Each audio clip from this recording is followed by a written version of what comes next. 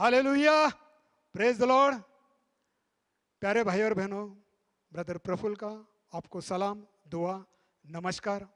आज की शाम यीशु मसीह के नाम, आओ हम स्तुति आराधना में खड़े हो जाएंगे और प्रभु का गौरव करेंगे।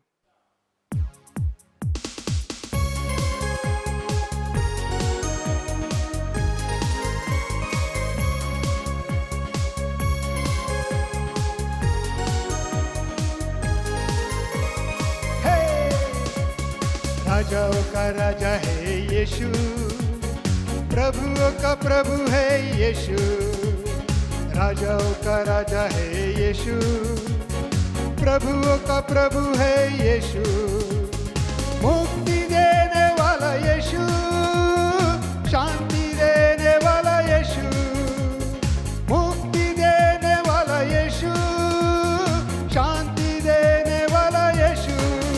Hallelujah, hallelujah, hallelujah, hallelujah.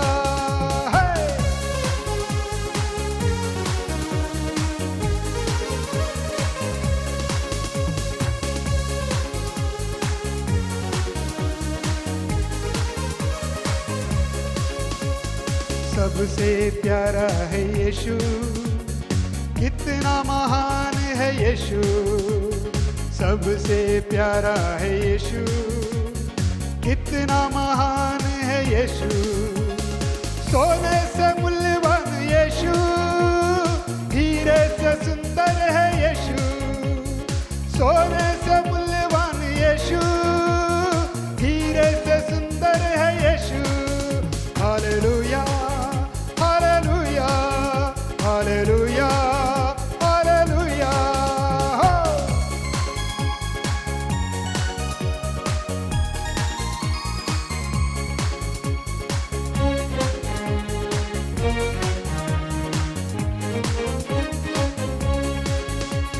स्तुति के योग्य है यीशु, आराधना के योग्य है यीशु। स्तुति के योग्य है यीशु, आराधना के योग्य है यीशु। महिमा के योग्य है यीशु, प्रशंसा के योग्य है यीशु। महिमा के योग्य है यीशु, प्रशंसा के योग्य है Yeshu. Hallelujah, hallelujah, hallelujah, hallelujah.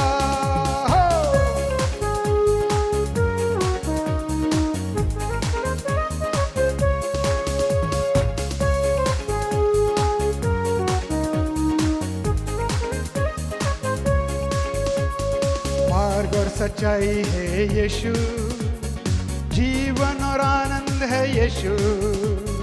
मार्ग और सच्चाई है यीशु, जीवन और आनंद है यीशु। जीवन का सौदा है यीशु, जीवन की रोटी है यीशु। जीवन का सौदा है यीशु, जीवन की रोटी है यीशु। बोलो हालेलुया, हालेलुया, हालेलुया, हालेलुया। राजाओं का राजा है यीशु, प्रभुओं का प्रभु है यीशु। राजाओं का राजा है यीशु, प्रभुओं का प्रभु है यीशु। मुक्ति देने वाला यीशु, शांति देने वाला यीशु। मुक्ति देने वाला यीशु, शांति देने वाला Yeshu. Hallelujah, hallelujah, hallelujah, hallelujah, hallelujah, hallelujah, hallelujah, hallelujah. ओ, दिल में बसा लिया है तुझको, रूह में समा लिया तुझको।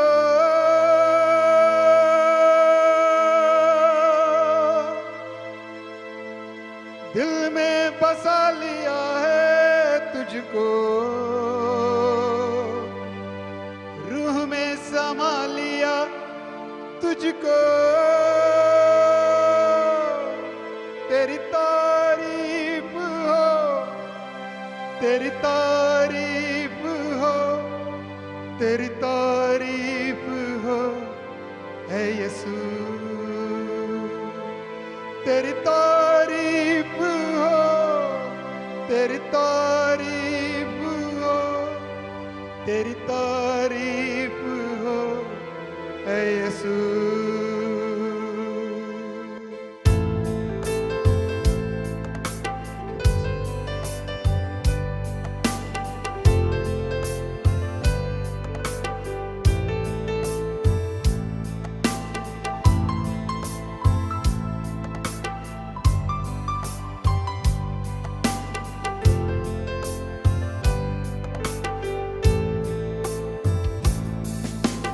मेरे लिए तू मरा, मेरे लिए तू गड़ा, मेरे लिए तू मरा, मेरे लिए तू गड़ा। यीशु तू कैसा पिया, लहू से मोल लिया। मेरे लिए तू मरा, मेरे लिए तू गड़ा। यीशु तू कैसा पिया, लहू से मोल लिया। तेरी तारीफ हो, तेरी तारीफ हो, तेरी तारीफ हो है यीशु।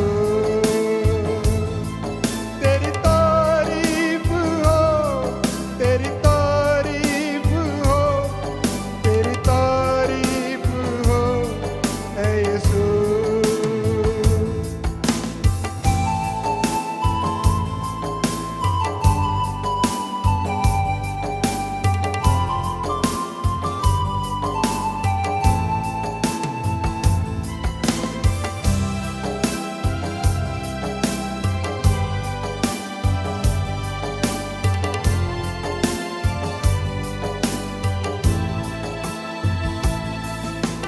वंदना हो अब तेरी, आराधना हो अब तेरी। वंदना हो अब तेरी, आराधना हो अब तेरी। आशा यही नासरी, आत्मा की हो भरपूरी। वंदना हो अब तेरी, आराधना हो अब तेरी। आशा यही नासरी, आत्मा की हो भरपूरी। तेरी तारीफ हो, तेरी तारीफ हो, तेरी तारीफ हो है यीशु। तेरी तारीफ हो, तेरी तारीफ हो, तेरी तारीफ हो है यीशु।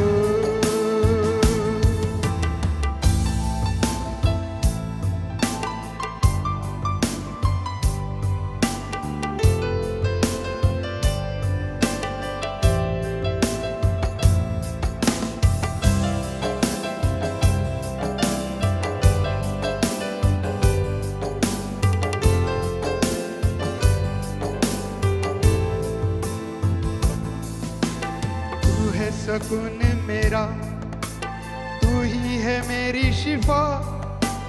तू है सुकून मेरा, तू ही है मेरी शिफा। जीवन बदलता खुदा, यही है मेरी दुआ। तू है सुकून मेरा, तू ही है मेरी शिफा। जीवन बदलता खुदा, यही है मेरी दुआ। तेरी तारीफ हो, तेरी तारीफ हो, तेरी तारीफ हो है यीशु। तेरी तारीफ हो, तेरी तारीफ हो, तेरी तारीफ हो है यीशु, है यीशु।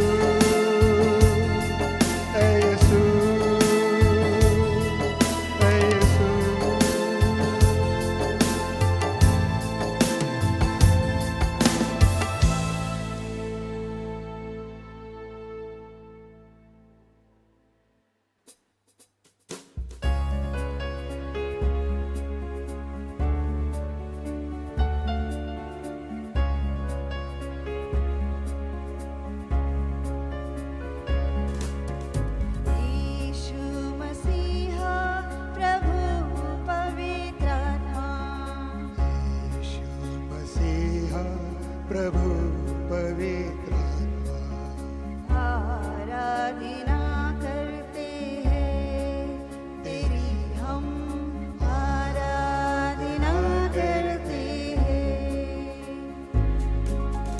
विश्वास से सच्चे मन से, विश्वास से सच्चे मन से तेरी आराधना करते हैं,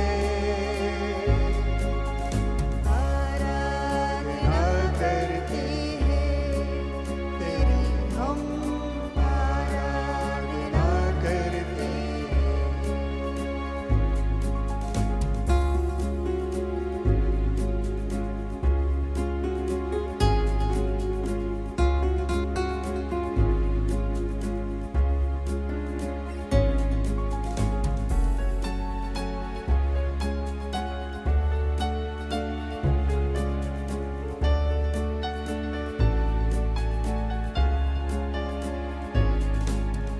तू ही प्रथम, तेरा अंत नहीं है, आराधना करते हैं।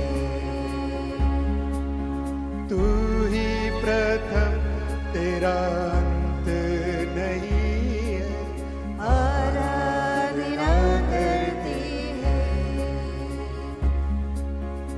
अल्फा है तू, ओमेगा भी तू है, अल्फा है तू ओमेगा भी तू है, आराधना करते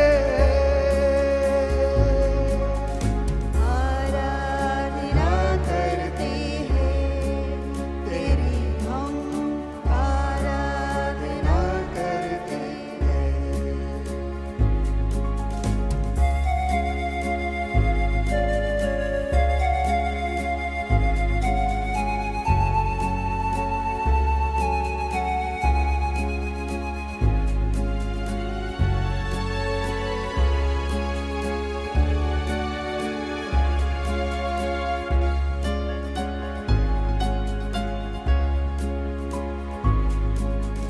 जो है जो था और जो आने वाला, आराधना करते हैं।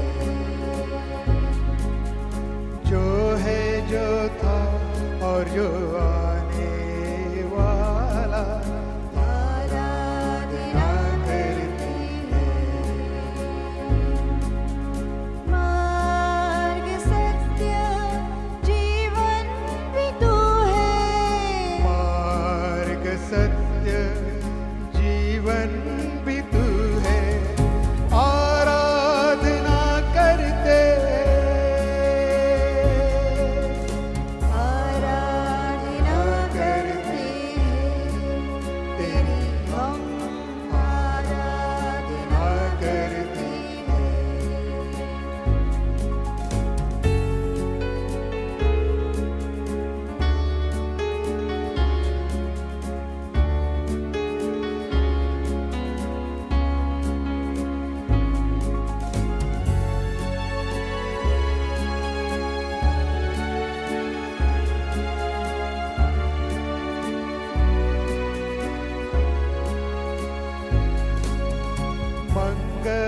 मंगलदायक कल्याणकारी आराधना करते मंगलदायक कल्याणकारी, आराधना करते हैं। महिमा तेरी हो सबके शिरोमणि, महिमा तेरी हो सबकी शिरोमणि, आराधना करते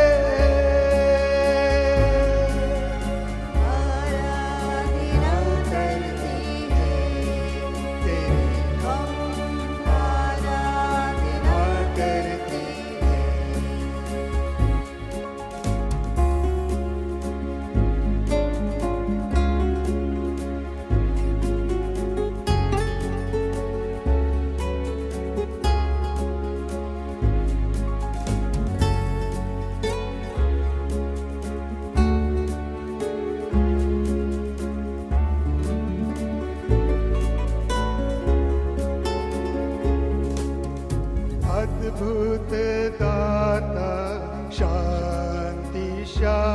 लाख आराधना करते हैं।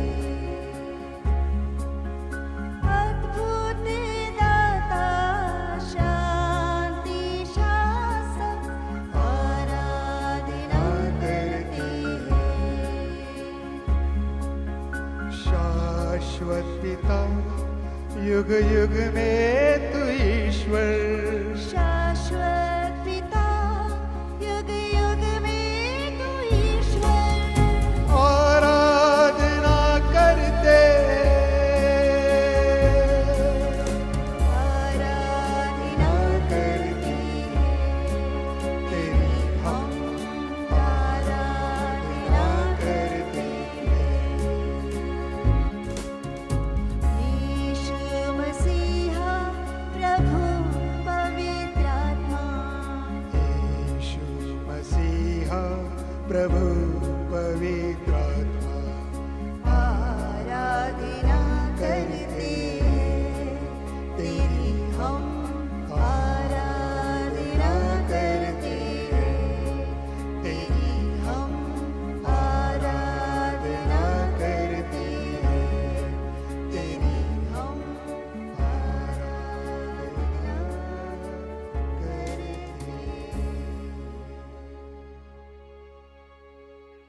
ख्रिस्त येशूमध्ये तुम्हा सर्वांना माझ्याकडून सलाम.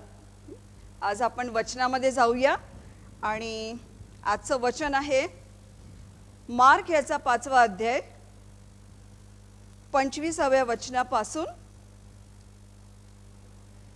34 पर्यंत. शीर्षक आहे येशू एका स्त्रीचा रक्तस्राव नाहीसा करतो. आणि तेथे रक्तस्रावाने 12 वर्षे पिडलेली एक स्त्री होती. तिने बऱ्याच वैद्यांच्या हातून पुष्कळ हाल सोसून जवळ होते नव्हते ते सर्व खर्चून टाकले होते, तरी तिला काही गुण न येता तिचा रोग बळावला होता. येशूविषयीच्या गोष्टी ऐकून ती त्या गर्दीत शिरली आणि त्याच्या मागे येऊन त्याच्या कपड्याला शिवली, कारण ती म्हणत होती, केवळ ह्याच्या वस्त्रांना शिवले तरी मी बरी होईन. तेव्हा लागलाच तिचा रक्ताचा झरा सुकून गेला व आपण त्या पिढीपासून बरे झालो आहोत असा तिला शरीरात अनुभव आला.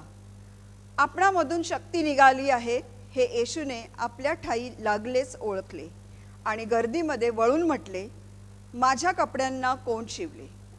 त्याचे शिष्य त्याला म्हणाले, लोकसमुदाय आपणाभोवती गर्दी करीत आहे हे आपण पाहता, तरी आपण म्हणता मला कोण शिवले? मग जिने हे केले होते तिला पाहावयास त्याने सभोवार बघितले. तेव्हा ती स्त्री आपल्या बाबतीत जे काही घडले ते जाणून भीत भीत व कापत कापत त्याच्याकडे आली व त्याच्या पाया पडून तिने त्याला सर्व खराखुरा वृत्तांत सांगितला. तो तिला म्हणाला, मुली, तुझ्या विश्वासानं तुला बरे केले आहे. शांतीने जा आणि तुझ्या पिढेपासून मुक्त हो. आपण प्रार्थना करूया. परमेश्वर पिता, ख्रिस्त येशूच्या नावामध्ये तुझ्या समोर येते आणि प्रभू, या वचनाला मी तुझ्या हातामध्ये देते. या वचनाद्वारे तू आम्हा सर्वांची भेट घे आणि तुझ्या पवित्र आत्म्याद्वारे तू आम्हाला चालव, तू आम्हाला सहाय्य कर परमेश्वर पिता, आणि तुझ्या वचनातील गूढ गोष्टी आमच्या दृष्टीस पडू दे. धन्यवाद देते. येशू ख्रिस्ताच्या नावाने मागते म्हणून तो ऐक. आमेन.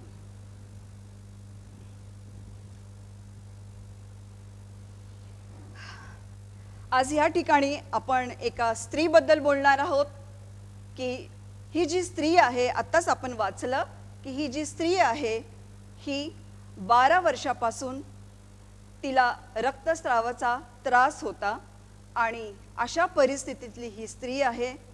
तिचं जीवन कसं होतं, तिची परिस्थिती कशी होती, तिने काय केलं, कुठं कुठं ती गेली आणि या सर्व त्रासाच्या परिस्थितीमधून तिला बाहेर यायचं होतं. या त्रासाच्या परिस्थितीमधून तिला सुटका हवी होती आणि या ठिकाणी सांगितलेलं आहे की तिने बऱ्याच वैद्याच्या हातून पुष्कळ हाल सोसून आपल्याजवळ होते नव्हते ते सर्व खर्चून टाकले होते. प्रियांनो, आपल्याला माहित आहे की आपल्या जीवनामध्ये परिस्थिती, अनेक समस्या, अनेक संकट येतात. परिस्थिती हलाखीची होती आणि अशा परिस्थितीमध्ये कुणालाही तिथंच राहावंसं वाटत नाही. प्रत्येकाची इच्छा असते की त्यातून सुटका हवी असते प्रत्येकाला, त्यातून प्रत्येकाला बाहेर यायचं असतं. कुठलाही आजारी व्यक्ती कधीच आजारी असताना आनंदित नसतो, त्याला त्या आजारामध्ये राहायचं नसतं आणि त्याची इच्छा असते की यातून मला सुटका हवी आहे, यातून मला कोण सोडविल. अशाच प्रकारे ही स्त्री होती, हिची देखील इच्छा होती की या आजारातून तिची सुटका व्हावी आणि त्या सुटकेसाठी तिने अतोनात प्रयत्न केले. या ठिकाणी सांगितलेलं आहे की ती अनेक वैद्यांच्याकडे गेली. प्रियांनो, आज आपल्या जीवनामध्ये देखील ज्या वेळेस एखादा आजार येतो, आपल्या शरीरामध्ये असं काहीतरी घडतं, दुखणं, त्रास, व्याधी, आणि अशा परिस्थितीमध्ये आपण चिंतेमध्ये पडतो, आपल्याला काळजी लागती आणि आपल्याला आपल्या डोक्यामध्ये एकच गोष्ट असते की मला यातून सुटका हवी आहे, यातून मला बरं व्हायचं आहे. आणि या स्त्रीची देखील हीच इच्छा होती आणि तिने देखील इलाज करण्याचा प्रयत्न केला. ती अनेक लोकांकडे पण गेली असेल, अनेक लोकांनी तिला सल्ला देखील दिला असेल. आपल्याही जीवनामध्ये असे अनेक लोक येतात, वेगवेगळे ट्रीटमेंटबद्दल ते सांगतात, वेगवेगळ्या डॉक्टरांबद्दल सांगतात आणि आपल्याला बरं व्हायचं असतं त्यासाठी आपण अनेक ठिकाणी जातो आणि आपल्याही जीवनामध्ये हा अनुभव आपण घेतो. या स्त्रीने देखील असाच अनुभव घेतला आणि ती वेगवेगळ्या ठिकाणी गेली, वेगवेगळ्या ठिकाणी हिंडली, अनेक वैद्यांच्या हातून तिने आपली सुटका होण्यासाठी ट्रीटमेंट घेतली.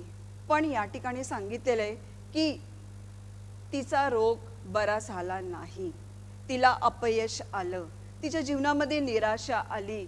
आणि फक्त तितकंच नाहीये, परंतु बरं होण्यासाठी तिने आपल्याकडे जे होतं नव्हतं ते सर्व काही खर्च करून टाकलं. आता तिच्याकडे काहीच शिल्लक नव्हतं. प्रियांनो, 12 वर्ष ही खूप कमी नाही आहेत. 12 वर्ष हा काळ खूप मोठा काळ आहे आणि या 12 वर्षापासून ही स्त्री या आजारामध्ये होती. आपण विचार करूया की या 12 वर्षामध्ये तिचे किती हाल झाले असतील, तिला किती त्रास होत असेल. आणि तिच्या शरीरामध्ये मी विचार करते नेहमी की तिच्या शरीरामध्ये कुठं रक्त बाकी होतं की नाही. तिची प्रयत्न चालूच होते, ती सगळीकडे फिरत होती, ती खूप आशेने जात होती, हर एक वैद्यांकडे जात होती, हर एक प्रयत्न ती करत होती. आणि ह्या सर्व गोष्टी पाहता आपल्याला एकच गोष्ट दिसून येते की तिच्यामध्ये एक जगण्याची उमेद होती, तिची इच्छा होती की तिने जगावं, तिला जगायचं होतं, तिला आनंद करायचा होता आणि म्हणूनच ती हे सर्व प्रयत्न करत होती. परंतु तिच्या ह्या प्रयत्नांना यश आलं नाही, ती अपयशी ठरली, ती निराश झाली, ती दुःखी झाली असेल आणि ती प्रयत्न करतच राहिली. आणि अशा परिस्थितीमध्ये प्रियांनो, आज आपल्याही जीवनामध्ये जर का असं घडलं तर आपण काय करतो? कधी कधी आपल्याला मार्ग दिसत नाही, कधी कधी आपल्याला समजत नाही, कधी कधी असं वाटतं की असं का होतं. कधी कधी लोकांच्या समोर जायला देखील आपल्याला निराशा येते, कारण मराठीमधून म्हटलेलं आहे की नेहमीचं दुखणं म्हणतो ना, रोज रोजचं दुखणं जर एखाद्याचं असेल ना तर ऐकणाऱ्याला देखील काय होतं, आवडत नाही सारखं सारखं ऐकायला. आले हे दुखणेकरी आले, हेचं तर कधीच बरं होत नाही, हे तर नेहमीच आजारी असतात, ह्याला तर नेहमी असंच होतं. आणि त्या व्यक्तीला देखील सर्व लोकांमध्ये, गर्दीमध्ये, लोकांच्या परिसरामध्ये जाण्यासाठी संकोच वाटतो. याही स्त्रीला तसं झालं असेल, याही स्त्रीला या परिस्थितीमधून जावं लागलं असेल, अनेक लोक तिला नावं ठेवीत असतील. आणि अशा परिस्थितीमध्ये असताना तिचा उल्लेख ह्या ठिकाणी सांगितलेला आहे, इथं केलेला आहे. आणि तिची परिस्थिती बिकट होती. या परिस्थितीमध्ये, अशा परिस्थितीमध्ये ही स्त्री होती. आपल्या जीवनामध्ये जर आपण पाहिलं तर फक्त हा आजार किंवा ही तिची परिस्थिती आणि त्या परिस्थितीमधून बाहेर निघण्याची तिची जी धडपड आहे, अशा प्रकारे आपल्याही जीवनामध्ये आपल्याला अनुभव येतो. या ठिकाणी तर आजाराबद्दल सांगितलेलं आहे, परंतु प्रियांनो, आपल्या जीवनामध्ये असे अनेक समस्या आणि संकट येतात की ज्यामध्ये राहण्याची आपली इच्छा नसती, ज्या समस्यामधून, ज्या संकटामधून त्या त्रासामधून आपण कधी बाहेर पडू यासाठी आपण धडपड करत असतो. आणि या धडपडीमध्ये अनेक वेळा असं होतं की आपण अशा व्यक्तींकडं, अशा लोकांकडे जातो जे लोक आपल्याला मिसगाईड करतात, म्हणजे योग्य सल्ला न देता चुकीच्या ठिकाणी आपल्याला पाठवतात. आणि त्या ठिकाणी आपण जातो. आपला एकच उद्देश असतो की मला ह्या परिस्थितीमधून बाहेर यायचे, मला ह्या समस्येमधून बाहेर यायचे, मला ह्या आजारामधून बाहेर यायचे, आणि मला त्या परिस्थितीमधून बाहेर येण्यासाठी मी काहीही करायला तयार असणार आहे. प्रत्येक व्यक्ती असाच असतो. प्रत्येकाच्या जीवनामध्ये तो निरनिराळे उपाय करतो. परंतु जर अशा वेळेस त्या उपायांचं काहीही परिणाम झाला नाही आणि अपयश आलं, तर एकच प्रश्न पडतो आपल्याला की आता पुढं करायचं काय. या ठिकाणी तिने वैद्यांच्या हातून खूप त्रास सहन केला. तिचे हाल झाले, इथं सांगितलेलं आहे. तिचे हाल झाले. आधीच ती त्रासात होती, आधीच या दुखण्यामध्ये होती, या आजारामध्ये होती, आणि तिची इच्छा होती, तिची अपेक्षा होती की तिला कुठून तरी आरोग्य मिळावं, पण तिला आरोग्य मिळालं नाही. तिचे हाल झाले आणि तिच्याकडे होतं नव्हतं ते तिने खर्चून टाकलं. तिच्याकडं काही बाकी शिल्लक राहिलं नाही. आणि अशी या स्त्रीची परिस्थिती होती. प्रियांनो, आपणही या स्त्री संगती स्वतःला ठेवून पाहूया की खरंच आपलीही कधी अशी परिस्थिती असली तर, आपल्याही जीवनामध्ये अशा समस्या असतील तर, आपणही अनेक ठिकाणी जाऊन पाहिलं तर, आणि आपण जाऊनही आलो, अनेक लोकांनी अनेक मार्ग दाखवले, अनेक लोकांनी अनेक सल्ले दिले, परंतु त्या सगळ्या गोष्टीला अपयश आलं. तिथून कुठंही ती गोष्ट झाली नाही जी परिस्थिती बदलली आणि त्या परिस्थितीमधून आपण बाहेर आलो. आणि ह्या स्त्रीला तशीच निराशा आली. पुढं काय झालं आपण पाहूया. पुढं सांगितलेलं आहे की तिला काही गुण न येता तिचा रोग बळावला होता. म्हणजे या ठिकाणी सांगितलेलं आहे की तिला उत्तर तर मिळालंच नाही, तिची परिस्थिती तर बदललीच नाही, तिला तर आरोग्य मिळालंच नाही, परंतु जी परिस्थिती होती, जो आजार होता, ज्या त्रासामध्ये ती होती, त्यामध्ये आणखीन वाढ झाली. तो रोग तिचा बळावला, इतका बळावला की तिला जर एखादा रोग बळावतो तर त्या व्यक्तीला खूप त्रास होतो. छोट्यातलं छोटं डोकेदुखी जरी म्हटलं तरी जर आपण म्हणू शकू की थोडंसंच डोकं दुखत होतं, पण हे इलाज केला किंवा ही गोळी घेतली किंवा ह्या डॉक्टरकडे जाऊन आले, पण माझं तर डोकं दुखणं बरं तर झालं नाही, परंतु माझं तर दुखणं अधिक वाढलं. आणि ह्या स्त्रीला 12 वर्ष रक्तस्राव होता. आणि अशा परिस्थितीमध्ये तिचा रोग बळावला, तिच्या जीवनामध्ये निराशा आली, तिच्या जीवनामध्ये अपयश आलं. आणि अशा परिस्थितीमध्ये या ठिकाणी सांगितलेलं आहे की येशूविषयीच्या गोष्टी ऐकून ती त्या गर्दीत शिरली आणि त्याच्या मागे येऊन त्याच्या कपड्याला शिवली. आता आपण फक्त पहिला बघूया की येशूविषयीच्या गोष्टी ऐकून तिच्या जीवनामध्ये एक नवीन वळण आलं. तिच्या जीवनामध्ये एक चांगली गोष्ट घडली की तिने येशूविषयी ऐकलं त्या ठिकाणी. आणि येशू हा कोण आहे आपल्याला माहीत आहे की येशू हा देवाचा पुत्र आहे, येशू हा देव आहे.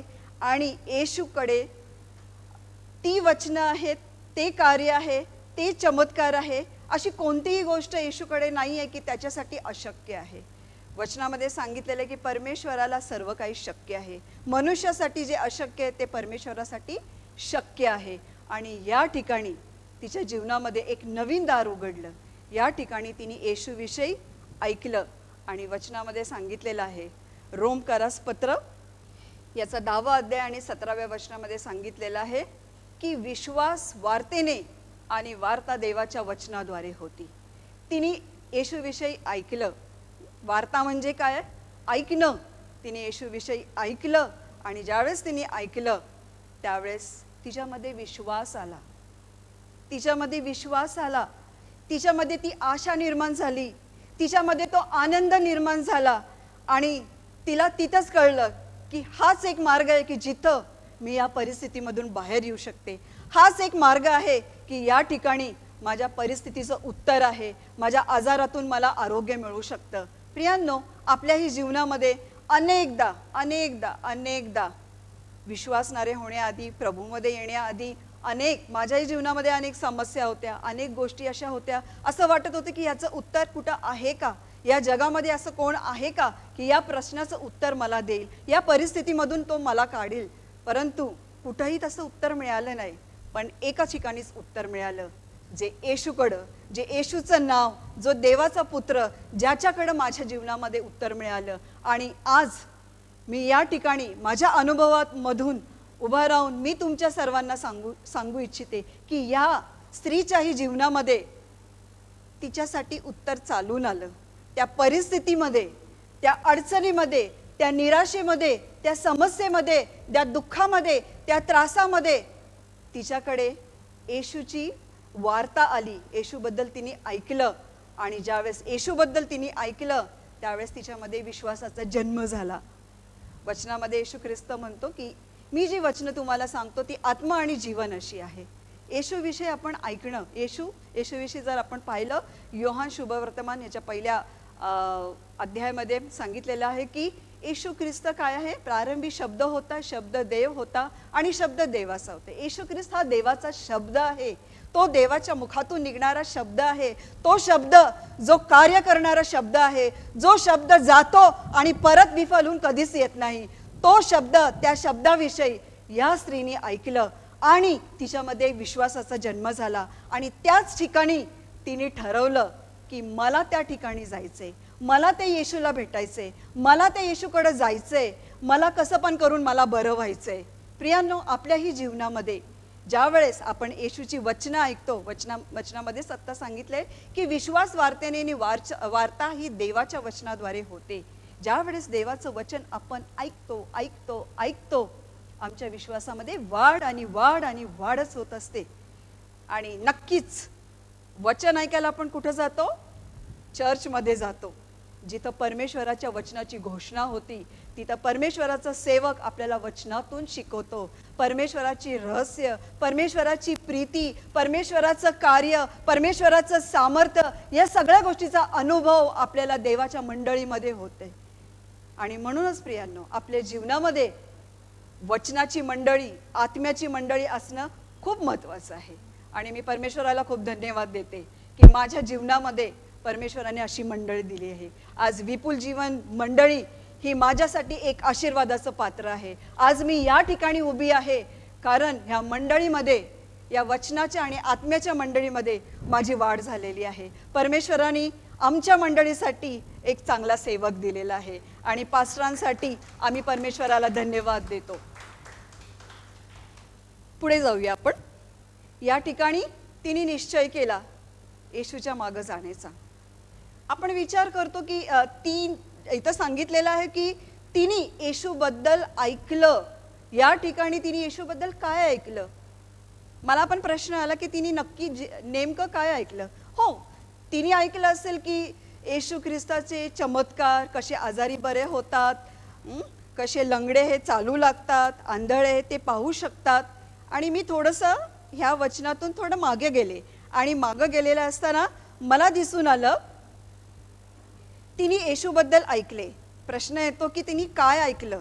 पुढे सांगितलेले मार्क 2 आणि 5 तिथं सांगितलेले की त्यांचा विश्वास पाहून पक्षघाती माणसाला येशू म्हणाला, मुला, तुझ्या पापांची क्षमा झालेली आहे. या ठिकाणी आपल्याला माहिती आहे, आपण बरेचदा ऐकलंय, प्रीचिंग वचन वाचलेलं आहे की जो पक्षघाती मनुष्य होता त्याला 4 जणांनी येशूच्या जवळ आणलं. आणि आपल्याला तेही माहिती आहे की ते कशा रीतीने आणलं, कारण त्या ठिकाणी इतकी गर्दी होती की त्यांना त्या गर्दीमधून येशूकडे जाण्यासाठी वाट नव्हती. आणि मग त्यांनी एक युक्ती केली.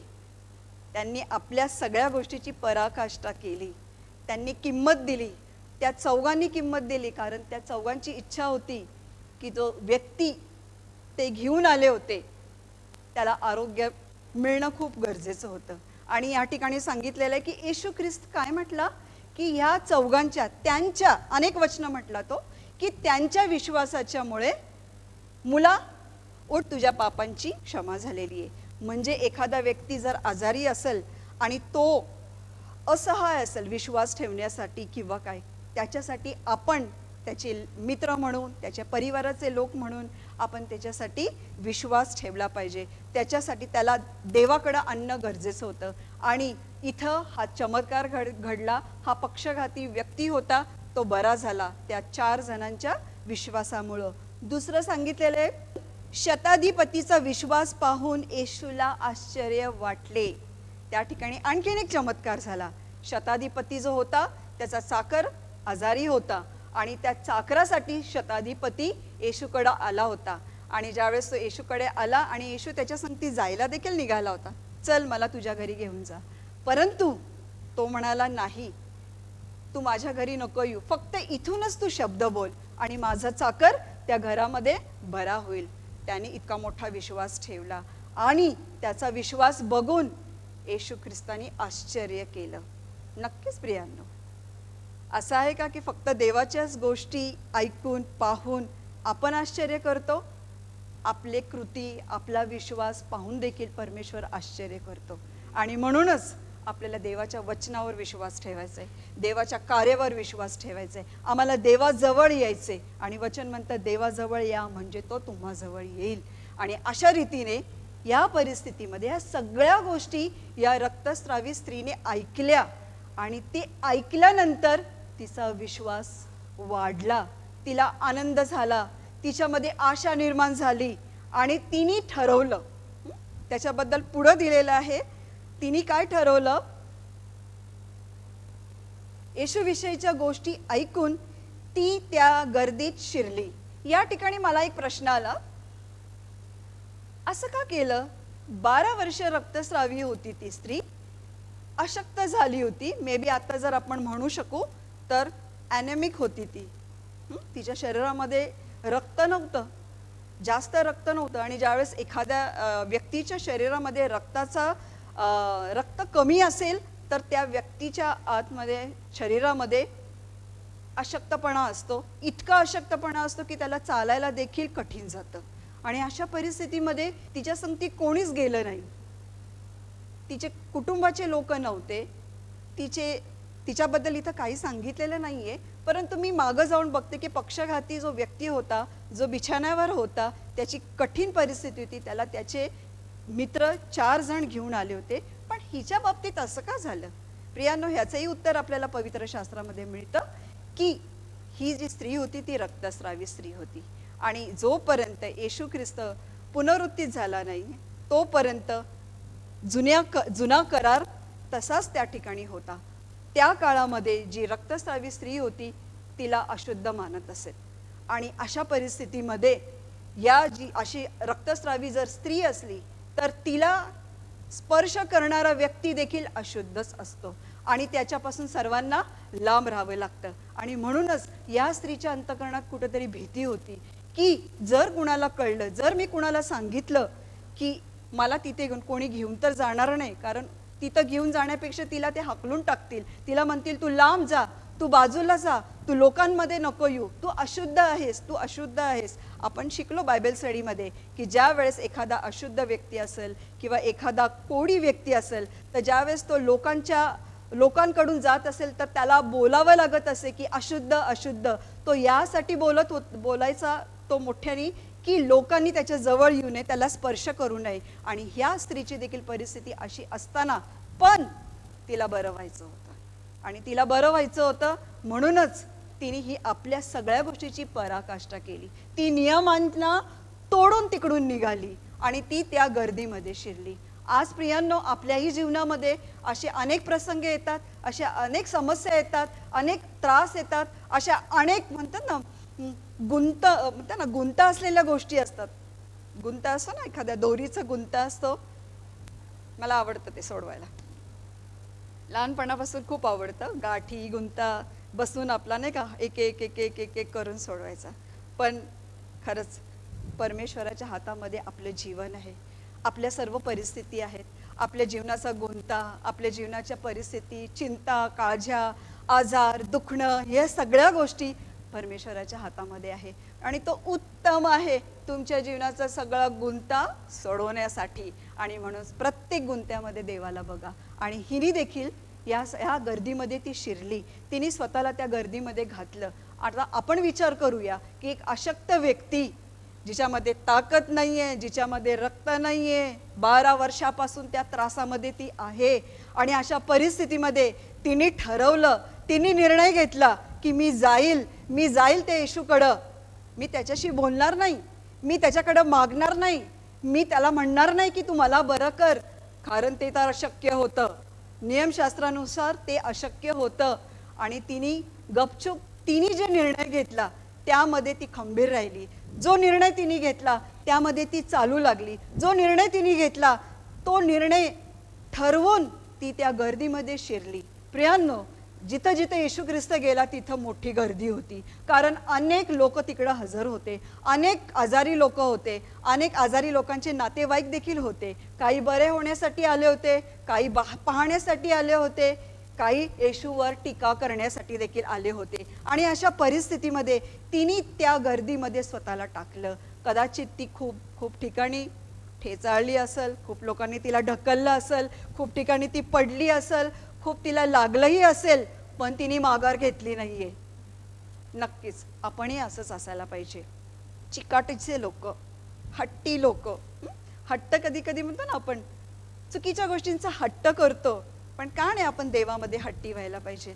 आपण देवामध्ये हट्टी होऊया, आपण देवाजवळ जाऊया, आपण मंडळीमध्ये जाऊया, आपण मीटिंगमध्ये जाऊया, आपण देवाच्या गोष्टी करूया, आपण प्रार्थना करूया, परिस्थितीकडे न बघता देवाकडे बघूया. परिस्थितीवर मात करणारा देव जेव्हा आमच्या संगती असतो त्यावेळेस तो आम्हाला विजयी ठरवतो, तो आमची परिस्थिती बदलतो आणि तो आमच्या जीवनामध्ये नवीन आनंदी गोष्टी घेऊन येतो. पण अट एकच आहे की आम्हाला त्या देवाकडे जायचे, आम्हाला त्या देवाकडे बघायचे. आणि त्या ख्रिस्ताकडे, त्या येशूकडे जाण्यासाठी खूप गर्दी होती. आज आमच्याही जीवनामध्ये अशा अनेक गर्द्या आहेत हो. आणि त्या गर्दीमधून जाणं कधी कधी आम्हाला असं वाटतं की कसं शक्य आहे, कसं जाऊया. माझ्यामध्ये आपण स्वतःची क्षमता बघतो की मला नाही होणार, मी नाही करू शकणार, माझी परिस्थिती अशी आहे, माझं शरीर असं आहे, माझ्यात शक्ती नाही आहे. अनेक कारणं आपल्याकडे असतात. पण जो निर्णय जर तुम्ही घेतला देवामध्ये, ख्रिस्ताकडे जाण्याचा, त्यामध्ये देवच तुम्हाला सहाय्य करेल. या स्त्रीने तो निर्णय घेतला. ही स्त्री त्या गर्दीमध्ये शिरली आणि त्या गर्दीमध्ये शिरून ती ख्रिस्तापर्यंत, येशू ख्रिस्तापर्यंत पोहोचली. आणि त्या गर्दीमधूनच तिने त्याच्या झग्याला हात लावला. आणि ज्यावेळेस त्या झग्याला ती शिवली, इथं सांगितलेलं आपण वाचूया. कारण ती म्हणत होती, केवळ त्याच्या वस्त्रांना शिवले तरी मी बरी होईल. ती म्हणत होती, तिला कोणी सांगितलं नव्हतं, तिला कोणी सल्ला दिला नव्हता की तू असं जा, तू गर्दीमध्ये शिर, तू किंमत दे, तू त्या येशूकडे जा आणि तू त्याच्या झग्याला शिव. पण तिने ठरवलं होतं. हा तिचा निर्णय होता. त्या निर्णयामध्ये तिसरा कोणीही नव्हता. तिचा निर्णय होता. प्रियांनो, आज आमच्या जीवनामध्ये देवाकडे येण्याचा निर्णय स्वतःचा एकमेव निर्णय असू द्या. त्याच्यासाठी कुणाला मध्ये येऊ देऊ नका. कारण ज्या वेळेस आपण निर्णय घेतो तो निर्णय परमेश्वर पूर्ण करतो. त्यासाठी तो पुरवठा करतो, त्यासाठी तो आम्हाला मदत करतो आणि अशक्य गोष्टी शक्य अशा आमच्या जीवनामध्ये घडून येतात. आणि तिथं सांगितलेलं आहे की तिने ठरवलं आणि त्याच्या वस्त्रांना शिवले तरी मी बरी होईल. तेव्हा लागलाच तिचा रक्ताचा झरा सुकून गेला व आपण त्या पिढेपासून बरे झालो आहोत असा तिला शरीरात अनुभव आला. या स्त्रीने येशूबद्दल ऐकलं. त्याचा परिणाम हा झाला की तिच्यामध्ये विश्वासाचा जन्म झाला, तिच्यामध्ये तो विश्वास आला आणि त्यामुळं तिने निर्णय घेतला येशूकडे जाण्याचा.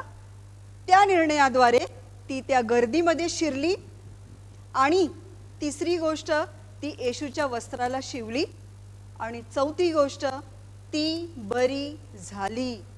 प्रियांनो, तिला ते बरं होण्यासाठी इतकी किंमत द्यावी लागली, पण तिला कायमचं उत्तर मिळालं. आज आपल्या जीवनामध्ये पण अशा अनेक गोष्टी आहेत की ज्यामध्ये आपण उत्तर शोधत आहोत. आपल्याला आरोग्य हवं आहे, आपली इच्छा आहे की आपल्या जीवनातल्या समस्या, संकट सर्व काही जावं, परंतु त्याच्यासाठी एकच मार्ग आहे. येशू हाच मार्ग आहे. वचन म्हणते, येशू ख्रिस्त स्वतः म्हणतो की मी मार्ग, सत्य आणि जीवन आहे. माझ्याद्वारे आल्यावाचून पित्याजवळ कोणी जाऊ शकत नाही. आणि त्या देवाजवळ आपलं गाराणं करण्यासाठी येशू हाच एकमेव मार्ग आहे. आणि म्हणून आम्हाला त्याच मार्गाने जायचंय. या स्त्रीची जी कथा आहे ही फक्त दंतकथा नाहीये, तर ही घडलेली गोष्ट आहे, साक्षात घडलेली गोष्ट आहे. आणि हा जो मोठा चमत्कार तिने तिच्या जीवनामध्ये प्राप्त केला. प्रियांनो, या ठिकाणी आणखीन एक दुसरी गोष्ट आहे की विश्वास, येशूबद्दल ऐकून तिच्यामध्ये विश्वास आला. आणि ज्या वेळेस ती येशूच्या वस्त्रांना शिवली त्यावेळेस ती बरी झाली. आणि तिकडे येशू ख्रिस्त काय म्हणतो शेवटी की बाई, तुझ्या विश्वासानं तू बरी झाली.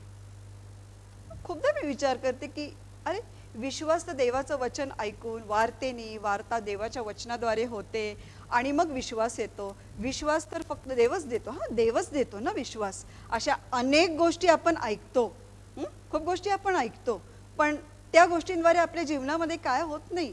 पण देवाचं वचन जे आहे ना, ते ज्यावेळेस आम्ही ऐकतो ना, काहीतरी घडतं.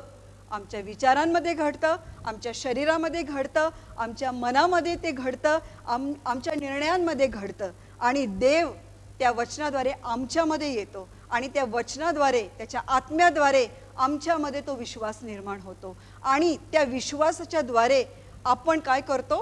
कृती करतो. एका ठिकाणी सांगितले वचन आहे, इब्री लोकास पत्र 11वा अध्याय आणि 6व्या वचनामध्ये सांगितलेलं आहे की विश्वासा वाचून देवाला संतोष मिळणं अशक्य आहे. आणि त्याच्या नंतरचं जे पुस्तक आहे याकोबाचं पत्र, त्याच्यामध्ये सांगितलेलं आहे की देवाजवळ या म्हणजे तो तुम्हाजवळ येईल. आता या ठिकाणी इब्री लोकास पत्रामध्ये सांगितलेले की विश्वासा वाचून देवाला संतोष मिळणं अशक्य आहे. आणि या ठिकाणी परमेश्वराच्या जर वचनानुसार जर म्हटलं, येशूबद्दल तिने ऐकून तिच्यामध्ये विश्वास निर्माण झाला आणि त्या विश्वासानं तिला कृती करायला लावली.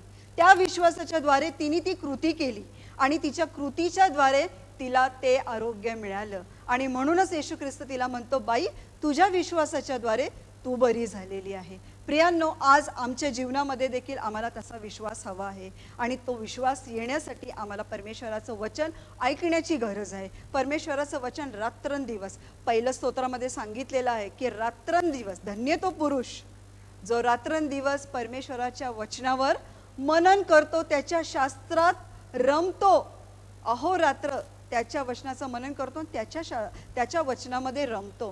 प्रियांनो, देवाच्या वचनामध्ये राहणारा व्यक्ती वेगळा असतो. देवाच्या वचनामध्ये असणारा व्यक्ती प्रत्येक प्रसंगामध्ये देवाच्या वचनाला प्रथम ठेवतो, देवाच्या वचनाला प्रथम जागा देतो. स्तोत्रसहितामध्ये सांगितलेलं आहे, परमेश्वराने स्वतःच्या नावाहून त्याच्या वचनाला काय केलेलं आहे?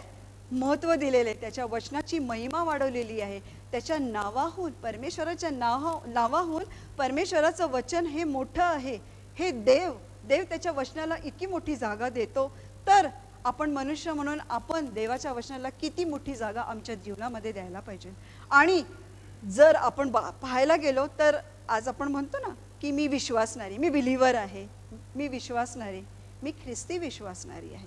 जगामध्ये विश्वासणारे तर खूप आहे, दैवत तर खूप आहे. तुम्ही कोणते विश्वासणारे? जर मी कुणाकडे गेले, कुणाच्या कोणत्या घरामध्ये गेले, हो मी बिलीवर आहे, मी विश्वासणारी आहे, आणि तिथे ते म्हणतील कोणते विश्वासणारे? कारण विश्वास अनेक गोष्टींवर आपण ठेवतो. परंतु मी बोलू शकते, अभिमानाने मी बोलू शकते, मी ख्रिस्ती विश्वासणारी आहे. मी येशू ख्रिस्तावर विश्वास ठेवते, मी त्याच्या वचनावर विश्वास ठेवते आणि त्याच्या वचनाद्वारे माझ्या जीवनामध्ये कार्य होतं. आता आपण जे बघितलं की ही जी स्त्री होती, तिच्या जीवनामध्ये तिच्या विश्वासाच्या द्वारे हे कार्य झालं. प्रियांनो, आज आपल्याला देखील संधी आहे. आज आमच्या जीवनामध्ये अशी कोणती परिस्थिती आहे? आज आमच्या जीवनामध्ये अशी कितीक वर्ष झालेले आहेत की अशी कोणती गोष्ट आहे की जी समस्या आहे त्याचं उत्तर आम्हाला मिळालेलं नाहीये. त्याच्यासाठी आम्ही थांबलेलो आहोत, त्याच्यासाठी आम्ही वाट बघत आहोत, त्याच्यासाठी आम्ही वेगवेगळ्या ठिकाणी गेलो आहोत. कदाचित अनेक लोकांकडे आम्ही गेलो, आमच्या समस्येचं कोणी उत्तर देईल, आमच्या या परिस्थितीमध्ये कोणी आम्हाला मदत करेल. आमचे नेत्र त्या लोकांकडे लागतात, आमचे नेत्र त्या नातेवाईकांकडे लागतात. आम्ही म्हणतो आम्हाला कोण मदत करेल, आमच्यासाठी कोण धावून येईल. नाही प्रियांनो, हे चूक आहे. मी माझ्या जीवनाच्या अनुभवावरून म्हणते. येशूबद्दल ऐकलं आम्ही आमचा विश्वास वाढला आणि आम्ही येशूच्या मार्गाने चालायला लागलो. आमचं तारण झालं, आम्ही ख्रिस्ती विश्वासणारे बनलो, आम्ही आत्म्याच्या मंडळीमध्ये आलो, आम्ही चांगल्या सामर्थ्यवान सेवकाच्या हाताखाली वाढत गेलो आणि आज खरोखरी परमेश्वराचं गौरव आमच्या जीवनाद्वारे होत आहे. परमेश्वर हाच महान आहे, त्याचं वचनच हे उत्तम आहे, त्याचं वचनच हे उत्तम औषध आहे. आज प्रियांनो, तुमच्याही जीवनामध्ये जर अशी परिस्थिती असेल तर कुठेही जाऊ नका, कुठल्याही लोकांच्या समोर झुकू नका, कुणाचाही चुकीचा सल्ला ऐकू नका. फक्त येशूचं ऐका. येशूचं वचन हे आत्मा आणि जीवन असंच आहे.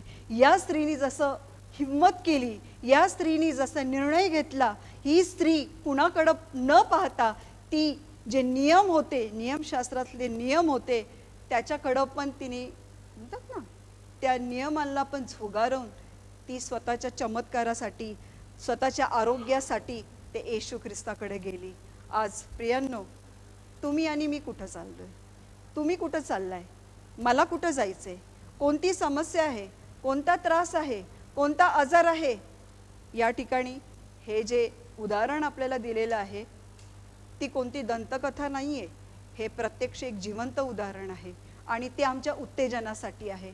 तर चला तर प्रियांनो, आज आम्ही पण निर्धार करूया की हर एक परिस्थितीमध्ये आम्हाला कुठल्या मनुष्याच्या जवळ जायचं नाही, कोणत्या त्या वैद्याकडे जायचं नाही आहे जे आमचे हाल करतील, परंतु फक्त येशू ख्रिस्तच जो आमच्यासाठी धावून आला, जो आजही आमच्यासाठी आहे आणि युगानुयुग तो आमच्यासाठी असणार.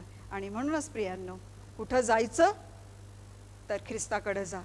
निर्णय घ्यायचा कोणताही तर असा निर्णय घ्या की त्या निर्णयामध्ये आपली पावलं त्या ख्रिस्ताच्या वस्त्राला शिवायला धावतील. अशी गोष्ट ऐका, वचन, देवाचं वचन ऐका, ज्याच्याने तुमचा आणि माझा विश्वास वाढल आणि त्या विश्वासाच्या द्वारे आमच्या जीवनामध्ये परमेश्वर कार्य करेल त्याच्या वचनाद्वारे. Praise the Lord. आपण प्रार्थना करूया. परमेश्वर पिता, ख्रिस्त येशूच्या नावामध्ये तुला धन्यवाद देते, तुझी स्तुती करते. परमेश्वर पिता, या वचनाद्वारे तू आमची भेट घेतली. आज नक्कीच परमेश्वर पिता, जितक्या लोकांनी हे वचन ऐकलं, हर एकांच्या जीवनामध्ये, त्यांच्या विचारांमध्ये, त्यांच्या कुटुंबामध्ये, त्यांच्या परिस्थितीमध्ये तू कार्य केलं. हो देवा. आणि परमेश्वर पिता, हे वचन हर एकांना समजण्यासाठी तुझ्या पवित्र आत्म्याद्वारे तू कृपा पुरवलीस, म्हणून आम्ही तुला धन्यवाद देतो, स्तुती करतो. परमेश्वर पिता, हर एक व्यक्तीला तुझ्या हातामध्ये देतो आणि तुलाच गौरव देतो. येशू ख्रिस्ताच्या नावाने मागतो म्हणून तो ऐक. आमेन. Praise the Lord. परमेश्वर को मैं धन्यवाद देता हूँ इस दिन के लिए, और ख़ास करके पास्टर को धन्यवाद कहता हूँ कि उन्होंने हमें ये मौका दिया. सच में ये दिन बहुत अच्छा है और हम परमेश्वर को धन्यवाद देते हैं हमारे मम्मी के लिए, उनके जीवन के लिए, जो हमारे लिए सिर्फ एक माँ नहीं लेकिन अच्छे शिक्षक भी है. मैं परमेश्वर को धन्यवाद देता हूँ मेरी मम्मी के लिए. आज उनका जन्मदिन है और मैं बस उनके बारे में ये बातें कहना चाहता हूँ कि मम्मी ने जो हमको सीख दी है वचन से, वचन की बातों से जो चला है, उससे हमको बहुत आशीष मिला है परमेश्वर में. धन्यवाद करता हूँ परमेश्वर को. आमीन. आमीन.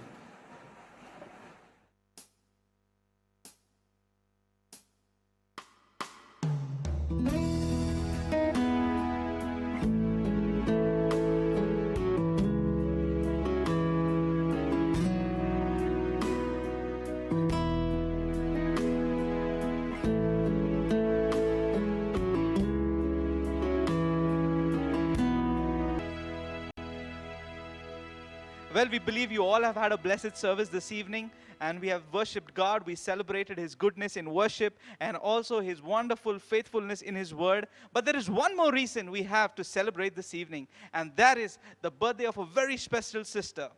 She was the first to start the ladies group in Abundant Life Center, and not only that, her ministry continues as she pastors the women in Abundant Life Center. Let's put our hands together as we welcome our very own Pastor Pratima.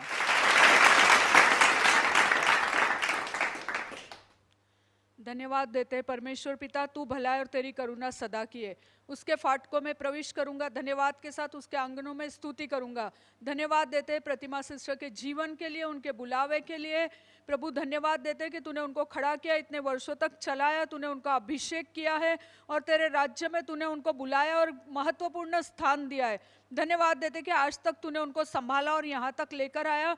धन्यवाद देते हैं हम इस वर्ष का स्वीकार तेरे नाम में, यीशु के लहू में और पवित्र आत्मा की सहभागिता में करते हैं। इस वर्ष के ऊपर हम तेरा प्रभुत्व मांगते हैं, इस वर्ष के ऊपर हम तेरा दाहिना हाथ मांगते हैं, इस वर्ष के ऊपर हम तेरा दृष्टांत मांगते हैं, इस वर्ष के ऊपर हम तेरा संरक्षण मांगते हैं।